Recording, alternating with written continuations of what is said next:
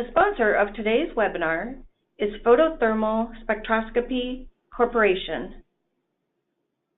Located in Santa Barbara, California, Photothermal Spectroscopy Corporation is a spin-off from Kansiz Instruments Corporation, the company that pioneered the field of AFM-based photothermal IR spectroscopy and was eventually acquired by Bruker Nano.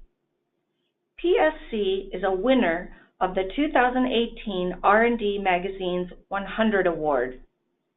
The company's vision is to enable the power of IR spectroscopy to be applied to high-value problems in industry and academia via the adoption of their breakthrough technology, O-PTIR. With that, I'd like to introduce the instructors of today's webinar, Mustafa, Kansiz, and Dennis Walls. Dr. Mustafa, Kansiz is the Director of Product Management for the Mirage IR microscope at Photothermal Spectroscopy Corporation, with responsibilities for new product development, marketing, and applications development. He has over 20 years of experience working with FTIR microscopy and imaging, spanning routine to research applications in both industry and academia. He also has worked at Varian and Agilent Technologies in various technical and business development roles, including FTIR microscopy and imaging product manager. He's been a product specialist, an R&D scientist, and European FTIR sales manager. He has a PhD from Monash University in biotechnological applications of FTIR spectroscopy and multivariate statistics. Dr. Dennis Walls is a technical fellow in the Science and Innovation Organization at Dupont. He works within the Dupont Core Analytical Science Group and is responsible for leading the application of spectroscopic measurement technology over a wide range of R&D programs and businesses. He has over 30 years of experience in the application of Raman spectroscopy and imaging and infrared spectroscopy and microscopy in a broad range of industrial development and research programs that span applications across polymer characterization, material science, catalysts, and biotechnology. He has a PhD from the University of Illinois at Urbana-Champaign in the application of SIRS in studying dielectric surface modification. It is a pleasure for me to introduce Mustafa and Dennis.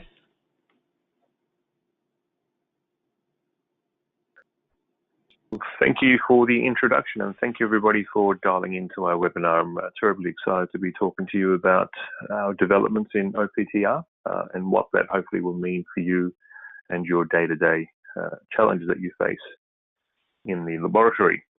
So I'm going to jump straight into it. I want to give everybody a bit of an overview of what the webinar will entail. I'll briefly introduce failure analysis, but that probably doesn't need much introduction for the audience here. I'll move into some of the limitations of the current tools, i.e. FTIR microscopy. I'll then introduce O-PTIR and how it overcomes a lot of these current limitations and some of the fundamentals of it. I'll touch on IR+Raman. That's a really exciting new development that we've got, and I'll show you a couple of examples within the high-tech segments. But at that point, I want to then move into handing over to my co-presenter, Dennis Walls, who will give you an overview of how this tool is used in his day-to-day environment in a true industrial setting. So without further ado, I'm going to jump straight into it. So contamination identification, as the audience will probably be quite well known, is a key tool, key application in high-tech industry. In semiconductors, it could be data storage, displays, could even be polymers as well. So it's not just limited to high-tech devices, but also very much polymers. And often for these sorts of devices and applications, it's SEM-EDX is a standard tool because of its really high resolution, spatial resolution. But it really only gives you that elemental analysis. And so when it comes down to identifying what that actually is, what the defect actually is at a sort of molecular level, it doesn't quite provide that answer. And that's where we believe photothermal spectroscopy's breakthrough technology, i.e. O-PTIR, can help bring organic contamination down to that micron, submicron realm that SEM-EDX is so well known for, but now we're bringing this into organic molecular information. And so at the moment, a lot of these tools are really based around infrared microscopy, so these tools for organic analysis. And infrared, or commonly FTIR spectroscopy, has been the cornerstone of contamination ID for well over 50 years. It's really well established, very mature technology, and it's often combined with a microscope, an FTIR microscope, just to get down to that as small as possible level. And it works well for organics and inorganics, just some small particles and over region. And it's quite broadly applicable. On the right-hand side there, I just display a typical looking polymeric spectrum. This is a schematic of how a traditional FTIR microscope would work. And when I say broadly applicable, it can be polymers, life science, forensics, and so on and so forth. But it is a mature technology, and it does have some fundamental limitations, which I believe really limit how deeply and how well this tool is currently utilized in the high-tech industry, where the smallest features are of utmost importance. First and foremost, it's limited spatial resolution. And on the left-hand side, we have an image of an Air Force target, a standard microscopy target, with visible light. And the bars are very, very well resolved. But if you do the same thing with infrared light, and the wavelengths of light that we use to measure, things get much more blurry. And that's because the wavelengths of light are relatively long, of infrared light are long, relative to visible. And typically your resolution, spatial resolution, is going to be in the order of 10 to 20 microns. You really will struggle to get much better than that. Another key limitation is the need for complex sample preparation. If you want really good spectral data quality, often that requires transmission mode, and that means things need to be cut very thin. And that's not always easy. More recently, people have been using ATR, micro ATR, as a means to acquire data, and though that affords some advantages, ATR still requires contact with the sample. It can damage the sample because it requires pressurized contact, or the ATR tip itself can be damaged. And if you're doing multiple measurements, there's a risk of cross-contamination. And I think one of the other real big limitations is dispersive and scatter artifacts. So on the upper right-hand corner here, I've got a spectrum of PMMA, polymethyl methacrylate, the thin film measured in transmission, and it's the ideal spectrum. It's very interpretable, spectrally speaking. It can be very well library searched as well. But if you take the exact same material, now make that into a spherical 5-micron bead, measure that in transmission, well, all of a sudden, that spectrum doesn't look very nice anymore. And with 10 microns, it changes again, and 15 microns, it changes yet again. So the spectra are severely distorted, and these distortions are very much dependent on sample shape and size. Well, thankfully, the Mirage IR microscope based on the O-PTIR technique can actually overcome a lot of these limitations. It actually provides sub-micron infrared sort of spectroscopy resolution. In fact, it's very Raman-like, but all with infrared spectral information. The data we obtain out of this is transmission-like, quote unquote, though it is collected in reflection mode. Reflection mode would always be preferred because it's basically point and shoot, it's standoff. But unlike FTIR, there are no distortions, there's no artifacts, there are no interference fringes. It's non-contact, as I just mentioned before, so there's no ATR, it's far field. And spatial resolution is infrared independent, which is in stark contrast to regular FTIR microscopy, where it is very much wavelength dependent. Right, but I want to delve into a little bit more of a deeper comparison between traditional infrared microscopy and Raman microscopy. And then we'll talk about some of the key drivers. So people doing microscopy obviously care about spatial resolution. It's fundamentally, it's well known that Raman microscopy is certainly superior when it comes to traditional IR microscopy in that sense. However, it does suffer from fluorescence, which is why I've given the green to the IR and the orange to the Raman there. Spectral sensitivity, it's also well known that Raman is a fairly weak effect, hence there's some time, there's a lot more scanning and averaging required, and it's a lot easier with infrared microscopy. For that reason, speed of measurement is typically better for infrared microscopy. Now, these are all generalizations, and it does have some case-by-case dependency, but I'm talking here in general terms. Another big factor here is the breadth of spectral libraries and how interpretable the spectra are. Again, infrared microscopy there wins out relative to Raman. When it comes to the preferred mode of measurement, which is reflection, that's a non-contact standoff mode, well, IR needs a great deal of either preparation or just simply reflection doesn't work. Hence, Raman wins out on that one. Raman will win out when it comes to water vapor sensitivity.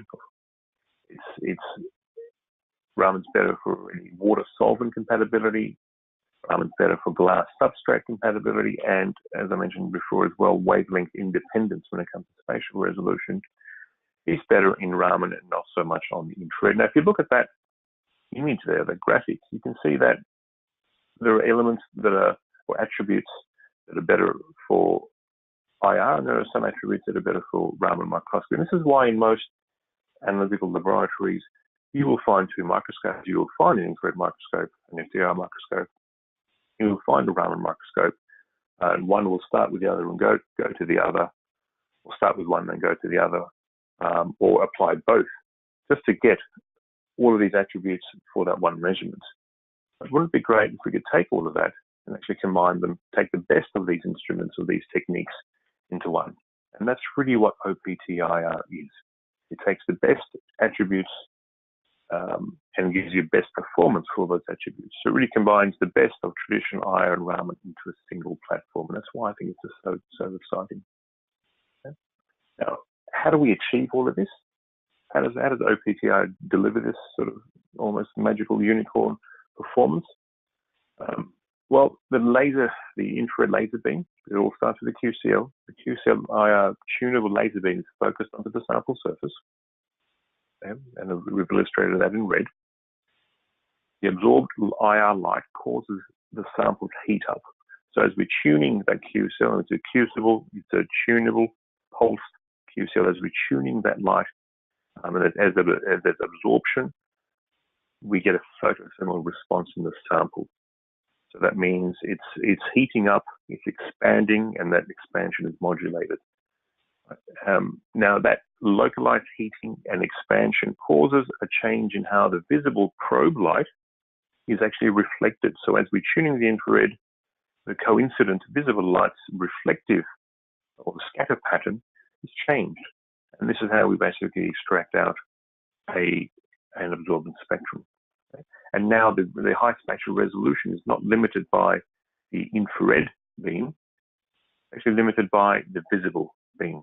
And in fact, there's no infrared detection. We're only detecting the visible, but from that we extract the infrared information.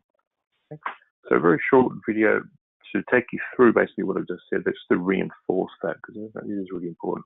So we use Cassegrain microscope objectives like that in regular FTIR microscopy. As you can see, the infrared pulse there is relatively broad. We have coincidence visible light, which is the probe light. As we're tuning, we get thermal expansion that changes how the green light, the probe light, is scattered. And then we monitor that green reflected light as a function of tuned QCL, or how we tune the QCL across and scan it across. So what can one do with O-PTIR? We can do point microscopy, we can do line array spectroscopy, all in seconds. We can do hyperspectral images, basically single point mapping experiments. We can tune it to a particular infrared wavelength, and then sit at that wavelength and then generate discrete frequency images. We can ratio various images together, and all of the spectra are very comparable against IR databases as well. But at that point, I want to take a small discussion here on photothermal spectroscopy, Corp, the company that I work for and the company that produces this instrument. So where, if you may not have heard of us, we're not a flash in the pan company. We are the founders of and the pioneers of the photothermal IR technique and the physics behind it. It's a spin-off from Kansiz, which was formed in 2010. And Kansiz was developed using the fundamentals of photothermal infrared, but using an AFM tip for the detection for the probe. And that part of the business was sold off to Dupont. So we're keeping the fundamentals, all of that knowledge about photothermal, and now applying that to optical probe detection rather than AFM tip detection. That's essentially it. Okay? So in the preceding slide, I mentioned library compatibility. Well, this here is a great demonstration of that. So we've got three spectra. We've got polystyrene, we've got PET, we've got PMMA. In black is the O-PTIR spectra, and in red is the library match. As you can see, they're virtually identical, well over 98%. And all of these spectra have been collected off very thick films. So no need for ATR, no need for contact, no need to cut very thin sections. And so it's transmission-like, but collected in reflection mode and without any of the nasty spectral artifacts that one gets, often with reflection mode. I want to demonstrate here the submicron capabilities that comes with this as well. So here we've got polystyrene beads that have been embedded in epoxy. These are in fact 1 micron polystyrene beads, and they've been embedded into epoxy, and we've done a line scan across here.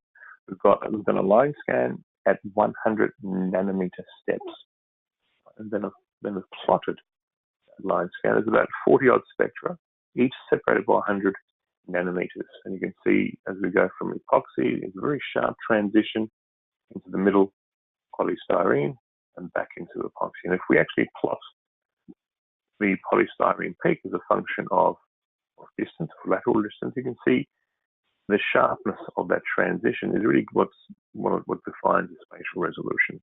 And here that's about 400 nanometers, which is pretty much exactly what you would predict based on the 532 nanometer probe light and based on the numerical aperture of the objectives. Okay. And the Mirage has been around for just over a year now since its release. But in the meantime, we've been busy introducing some new capabilities. And I think most excitingly, it is IR+Raman, and this is simultaneous IR and Raman. I'll touch on that a little bit in the next slide. We've also introduced transmission O-PTIR. So far I've spoken a lot about reflection mode, and certainly for opaque samples, reflection mode will be the primary mode, but for visibly transparent materials, one can do transmission. In fact, for visibly transparent materials, you actually will get better signal to noise. There's more transmitted light than reflected light. And here I'm demonstrating a 50 micron thick polystyrene film that's actually sitting on a double-sided adhesive tape, which is then sitting on glass slide and measured in transmission mode. We end up with a perfect spectrum of polystyrene without any glass, right? And that actually makes a lot of sense, because what's really happening here is that the photothermal effect is happening at or near the surface.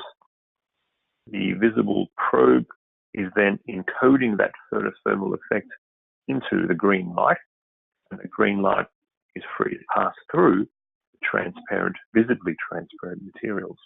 And that's transmission. But I want to focus a little bit more here on IR+Raman. I think that's really exciting. It's IR+Raman, it's the same spot, same time, the same resolution. This takes full advantage of the complementarity of infrared and Raman. It gives you one instrument that does both. It avoids any sample transfer and image registration issues. If you had the one sample and you were analyzing a very small defect, if you have to go between two different instruments, often it's difficult, maybe even near impossible, to get back to the exact same spot. Taking advantage of the complementarity gives you more thorough sample characterization. And I think it also opens up novel data analysis strategies as well, because now, in the one click of a button, you've got two streams of spectral information. You've got an infrared stream and you've got a Raman stream, all happening at the same time from the same spot at the exact same spatial resolution. And so this is an absolute world first. And everyone that I speak to about this is really excited. So I'm also really excited. Right, let's jump into a brief applications overview. In short, very broadly applicable. Virtually most things that, or anything that an FTIR can do, we can do here as well. Here's a classical polymer laminate spectra and images.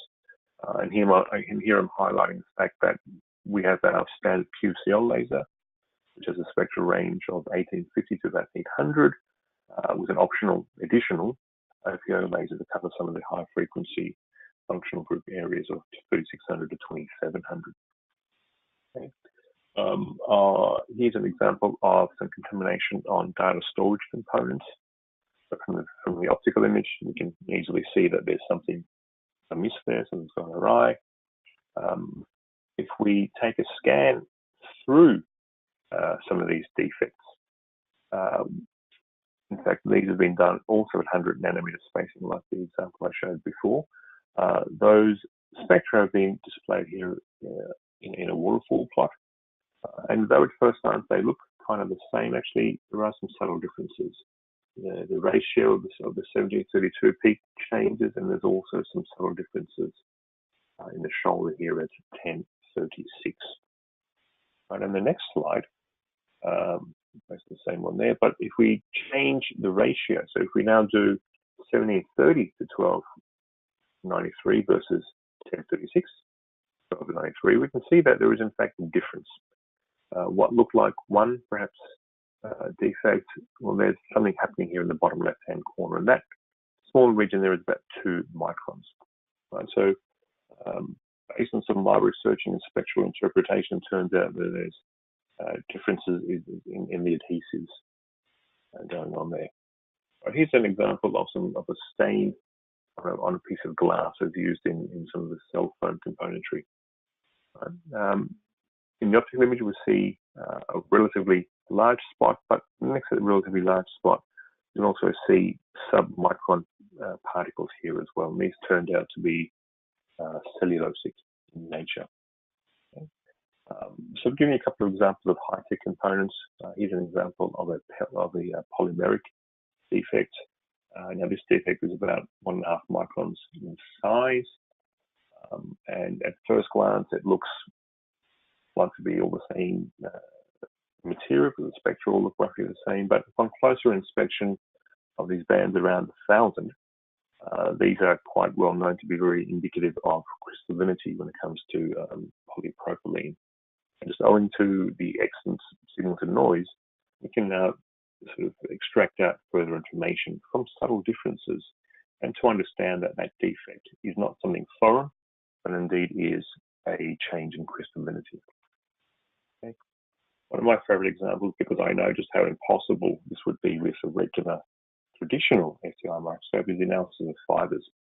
So that fiber there is about 500 nanometers thick, and taking a simple point and shoot approach to that, you end up with a beautiful spectrum. If you like looking at spectra like I do, that is very spectrally interpretable and searchable. Now, if you attempted this on a regular traditional FTIR microscope, you would get garbage back essentially. Doing a reflection measurement of a spherical or a rounded fiber, as fibers are, just will not work. Okay.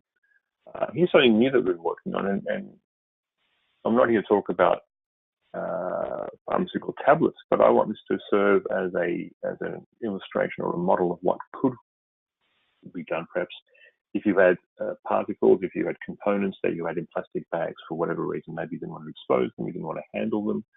The short story is that we can actually measure through plastic bags. So as we try to illustrate here, you can focus through a polyethylene bag and straight onto something beneath it. Right. So as an example here, if one focuses on the bag itself, you get a typical spectrum in red of the polyethylene. But if you focus through into what is beneath it, you actually get a spectrum of what is beneath it. And so that may well be of interest to the audience if you have componentries and other items in bags that you don't want to handle, you don't want to expose to the atmosphere. Okay, and that really concludes my section, the introductory overview. And at this point, I want to hand over to my co-presenter, Dennis Walls, and he can tell you more about how he uses this in a true industrial setting. Over to you, Dennis. Thank you, Mustafa. Today, I'm going to talk about some of my experience with a very early version of the Mirage in our laboratories here at Dupont, focusing on industrial examples. Before I do that, though, I'd really like to talk about what really excited me about having this opportunity to have this instrument in the laboratory, because I really do, when I heard about the technology, I heard a number of attributes that to me were just really enabling to some of the kinds of problems we have and allowed us to use infrared spectroscopy in new ways, as Mustafa has talked about. So the idea of true standoff detection for an infrared absorption measurement is empowering from the standpoint of minimizing sample prep. You know, now my samples look more like my samples in my Raman lab. So if I can put it under an optical microscope, I can do good spectroscopy with infrared spectroscopy without thin sections. As you mentioned, no sample contact is required, you know, like ATR. And we get true absorption measurements in a reflection-like geometry without artifacts. And finally, we have examples of it allowing us to do infrared analyses on samples that we just really wouldn't be able to address directly with a conventional infrared microscope. I'll have one example that motivates that, but I know there's many. Subdiffraction limited spatial resolution is another wonderful attribute. One thing that this technology allows us to get around, though, is the onerous sample prep that you would have with something like the AFMIR, because here, again, you can work with fixed samples and they're not limited to thin film sections. So with that, you know, I put this slide together just to motivate the idea that a wide range of different samples, you know, are possible to analyze with this instrument. And this doesn't do it justice. You know, here at Dupont, we care about polymers, so things like polymer film, polymeric materials in any form, films, pellets, fibers, all can be analyzed here. But it goes beyond that. You know, materials of all sorts. You know, we support a large material science community here as well. And devices, you know, ranging from electronic circuit board to display technology, you know, so device characterization is possible. Another thing I like about the technique is it works well with other techniques. So I think of microscopy a lot in our partners that do SEM, because, you know, we can use the same sample preps for SEM in this instrument directly to provide organic polymeric material identification that they cannot do. So it works very well in that manner, complementary. Or things like thin films, cross sections to look at, identify organic structures and layer structures, and it also allows us to do conventional preps like using Hardy plates to do thin film sectioning for polymeric materials, fiber materials. So it's very versatile and it fits very well with the kinds of workflow and techniques that we have available to us. So with that, I'll go to some examples of, you know, relevance in an industrial environment. So the first one I'm going to talk about is analyzing filter streams. And we get a lot of this to support, you know, different aspects of manufacturing. And often we're being asked to identify what is blinding a filter so they can identify the root cause of that filter blinding event. These screens or filters come in all sorts of different forms, made of all sorts of different materials, and the size of the material they're filtering out can range widely, from submicron to very large features. So here I show an SEM picture of a filter that we were asked to look at. In this particular case, we see both fibrous and particulate media. In the case of the fibers, they thought they already had a pretty good idea what that was. They thought that was coming from just material coming from the filters they were using themselves. But we were asked to, what's this other stuff? What's this non-fibrous material present in this stream? And with conventional infrared microscopy, we'd have to take this filter and try to isolate the particles, and sometimes that can be a very onerous step.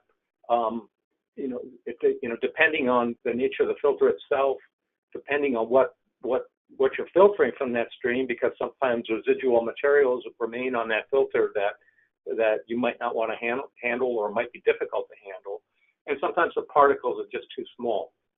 But the fact that the Mirage kind of combines optical microscopy with the ability to interrogate addressable regions from those optical images makes this an approach that greatly simplified our investigation of this particular stream. So we don't have to remove the material and any of that, and we can very quickly find even very small features. So in this example, I'm going to focus on, there's a small feature here that I have circled, and it's hiding under that yellow dot, I guess. But here's a picture of that. So it's a somewhat small feature, and it's pretty well entangled within that filter. But it's very easy with the Mirage to point to that, obtain a spectrum, take that spectrum, and go to a library and search. And so we saw something that in this case pointed toward a cellulosic-like material. So in this case, we already knew that the actual fibers and the actual filter that they were using in this particular process used the cellulosic material. So we concluded that, and we looked at many different particles on here and came to that same conclusion, that these are cellulosic. So it appeared in this case that we were just seeing gross breakdown of these filters, resulting in this debris, suggesting to our internal customer to identify a different source of filters. Our next example goes to the electronics industry and device characterization arena. The specific application is inkjet printing. So we have a polymer film where very fine holes have been laser drilled through that polymer hole to serve as vias. In this particular case, there was material that was occluding these holes that would prevent its use in its intended application.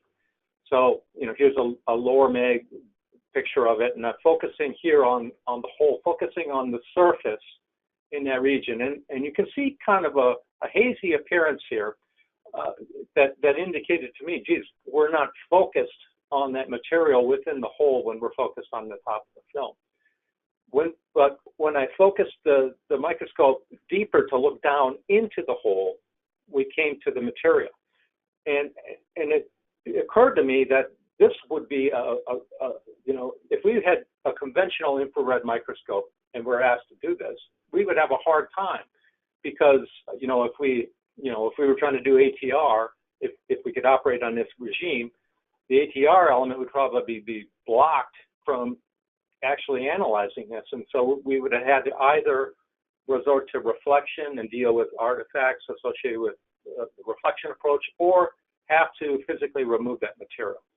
But with the Mirage, we're able to actually focus down into the hole and collect that reflection-like spectrum. And so here shows the sample spectrum is shown in black, and the red shows a match identified through library search showing calcium stearate as the contaminant in this particular case.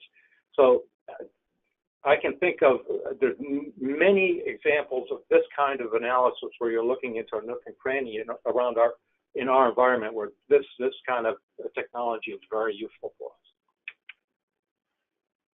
Again, I have another example from the electronics industry. This happens to be associated with LCD displays. And the interest was in identifying the organic polymer layers throughout the layer stack.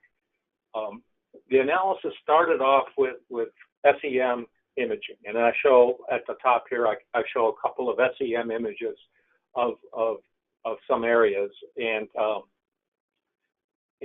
we're going to focus on this particular region shown here, and you can see that here in this region of the optical image from the mirage. What's nice here is that we're using the exact same sample prep that was used in the SEM analysis.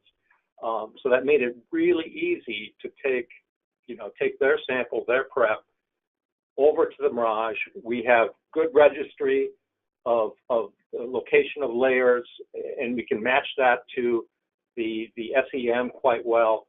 And we can also match, our identification of organic layers to their identification of inorganic layers, and really pull together a nice picture of this overall stack composition with these two techniques together. So we proceeded to start to do some spectroscopy. So we started off with a fairly thick layer here, obtained the spectrum in black, and matches very well with PET, and polyesters are commonly used. We then moved to two layers adjacent to the PET. Now these are thinner, so these would be a bit more challenging with standard approaches and would require a lot more sample prep than we did here at this point. And we get two somewhat similar spectra. We can take them to the know-it-all libraries and search them, and got good matches in both cases. They seem to suggest a polybutyl acrylate-like material, and so this suggested to us that these likely were pressure-sensitive adhesive layers, and these are pretty commonly used in these structures. Finally, from a more challenging standpoint, there were they're somewhat thin layers, 10 micron-ish, near the top part of the stack. The mirage spectra are shown here. Both were more or less identical, and these would match up well with polyimide materials. Again, another material commonly used in these kinds of structures. It's interesting we got a polyimide for both because it appeared that there was an additional layer here, which is likely associated with a circuitry component, inorganic circuitry component structure. So I've talked a lot about spectroscopy to this point. I would like to motivate the idea that imaging can also be used to gain information from materials. So this example was looking at a polymer film. In this case, it was a Ziploc bag, and we saw some crystalline appearing defects on the surface. We started this analysis to first just do some point spectroscopy work, comparing, on what appeared to be a crystalline a defect domain or a contaminant domain, and off of that structure. And the red spectrum here was obtained from that defect. And if you go to know-it-all libraries, this will match up well with an amide slip agent, materials commonly used in these sorts of polymers. But then we took the next step and said, well, this is an interesting appearing sample. I wonder what this would look like if we did some imaging of it. So we chose this amide band as an analysis. We tuned the laser to this location of this band at 1649, and collected, a point-by-point constructed an image from the intensity at 1649, collected point by point through to this region of area shown in the white rectangle, and obtained this image, and it highlights the different features that you see in the optical image. It was also interesting to tune this to a band from the polyethylene itself, and that it seems to highlight, again, a lot of the same features, including this very fine line structure present in the sample, and as well as other features suggesting this tool would have utility in examining polymer morphology at this kind of spatial regime. This next few slides kind of focus on what we can, on high spatial resolution analysis demonstrations. And so here I have a polymer blend, and there's about 10% of a minor phase component within 90% of a major phase component. The optical image barely shows shadowing associated with this minor phase. And if you look at the red and black spectra shown here, were obtained within these shadowy domains. And if you look near 1050, you see band structure there that's not present when you look at off of these features. All of these features still show the large major response from that polymer, but it's only in those shadowy domains that we see this other material, which matches what we expect spectrally from, since we know what the sample is, and I prevented from disclosing that composition here. Well, we took this to the next step and did a hyperspectral imaging experiment on these, where instead of just sitting at one wavelength, we're going to collect a full spectrum at every element of the image. And so this case, we're stepping at 0.5 micron steps across the field of view. The total experiment took 45 minutes, and I have a region of interest that I'm going to share here. For analysis, we take this data to a technique called multivariate curve resolution, where we can quickly assess component spectra or loadings and associated concentration spectra or scores that help us to unravel all of the spectral complexity present here. So if I look at component one, and that's shown in the blue spectrum here, this spectrum matches very well to the major phase component, and so we see that's present pretty broadly through that sample. Component three is really the interesting one, though, and it's shown in this red calculated spectrum here, which has that dominant band near 1050 that we saw previously, and you can see how it highlights the regions where you see shadowy features within the image, and if you looking at these, the transitions between not seeing that signature and seeing the peak of it occurs on the micron or submicron length scale, showing the kinds of spatial resolution available in this with this technique. And so this was really, in my view, a wonderful example of the available spatial resolution and how it can be used in a hyperspectral imaging mode for materials analysis. So with that, I'd like to just give you, the conclusion that, here at Dupont, we have found the optical photothermal infrared approach to be an enabling technology. I mean, it allows us to use infrared spectroscopy in new ways on industrial relevant problems that extends what we can do with the technique far beyond what we can do with conventional FTIR.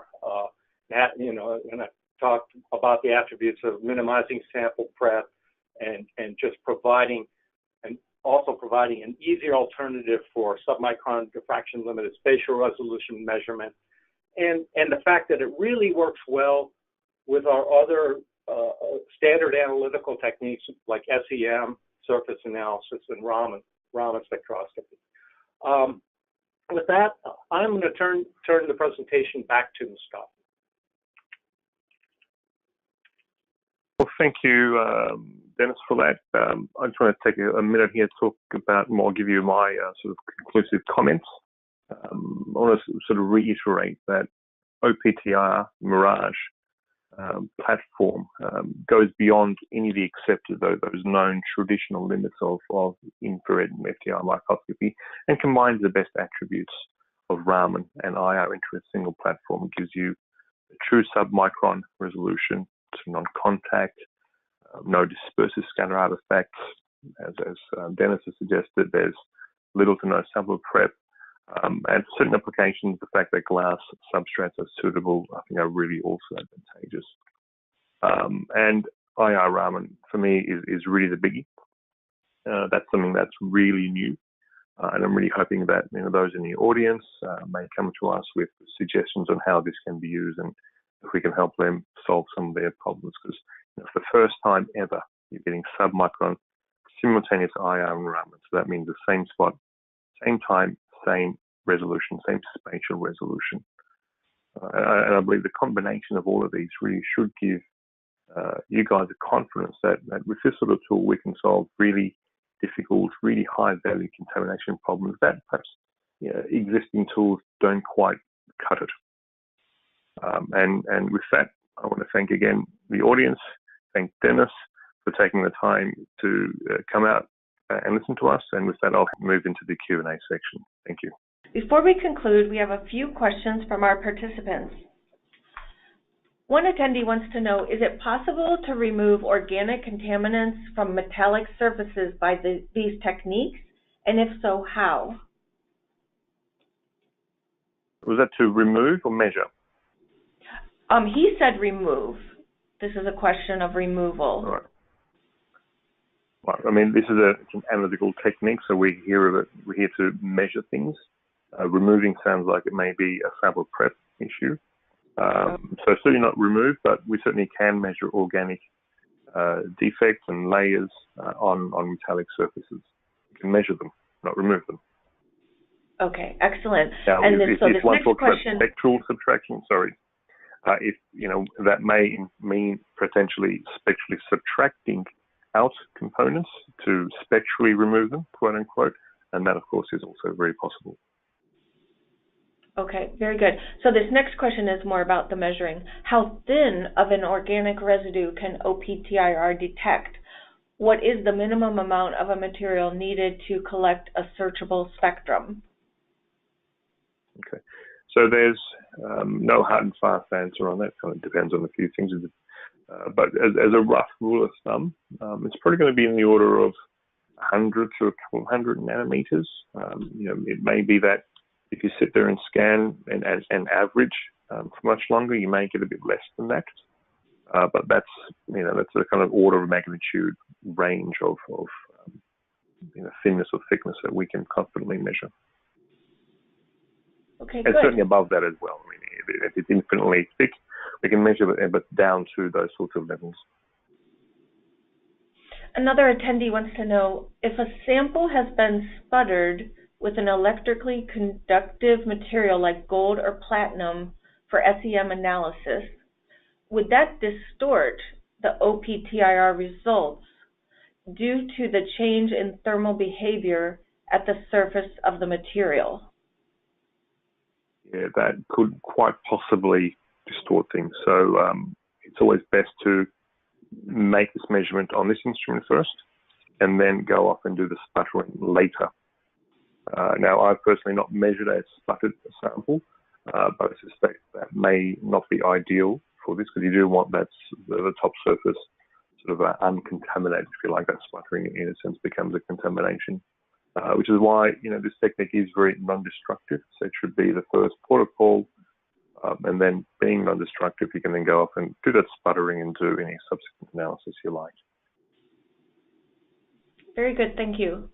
Another question, what is the typical acquisition time per spectrum? All right.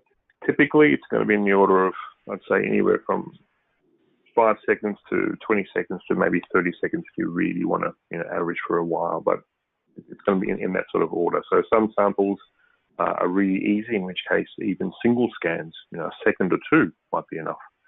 Some of the more difficult, challenging ones you may need to average for a bit longer, in which case, some tens of seconds would be about as much as you typically need to average. Okay. Does a material need to reach a sort of thermal equilibrium for a measurement to be valid?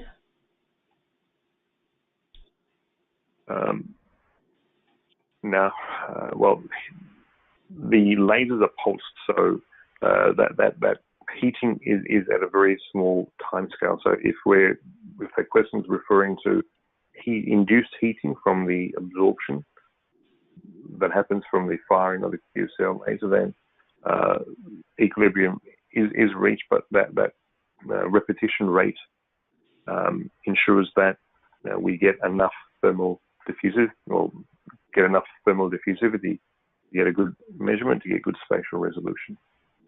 Now, one can also do measurements with environmental chambers.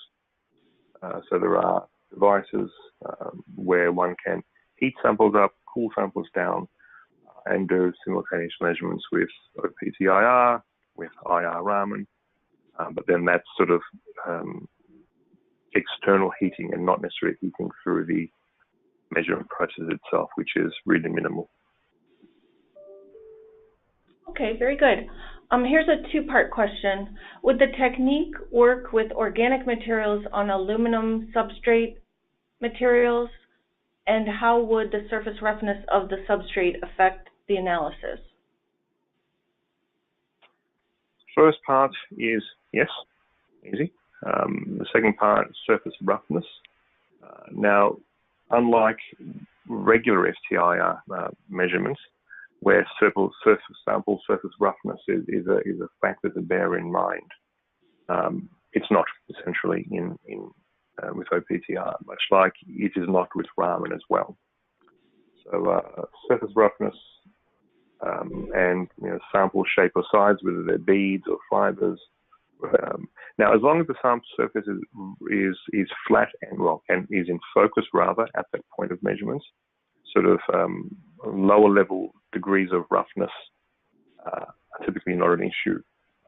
But of course, if you're doing measurements over a large area and there's huge degrees of roughness such that the laser is in focus at one point but not in focus in the other, that won't work. So we do need to be in focus for a given measurement point. Okay, and another attendee wants to know, can the O-PTIR technique differentiate metallic oxides as Raman can do?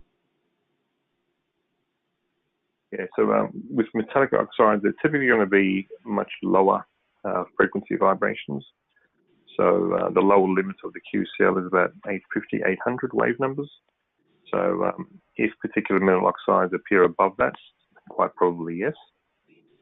But you may well run into barriers there when it comes to the spectral range of the QCL. And that's where a combination system, an IR+Raman, simultaneous IR+Raman system is also advantageous, because then you can cover the metal oxides with Raman, you can cover other components with IR in a simultaneous fashion, in a sort of co-registered fashion. Yeah. Okay, and another attendee wants to know, what is the maximum size of sample that can be placed in the stage? Okay, maximum stage. Off the top of my head, it's going to be about an inch or so in terms of height. But I do know of people who have actually taken the stage off and put samples in there that are several inches high. So we're talking about sort of Z at the moment. Laterally speaking, well, the stage has travel of sort of 2 by 3 inches. So we can certainly move and hunt around quite large items, laterally speaking. But if one needs to go beyond that, like I said, the stage can be removed for other odd-shaped and large items. The objectives have themselves an 8mm working distance. So that also needs to be sort of taken into account.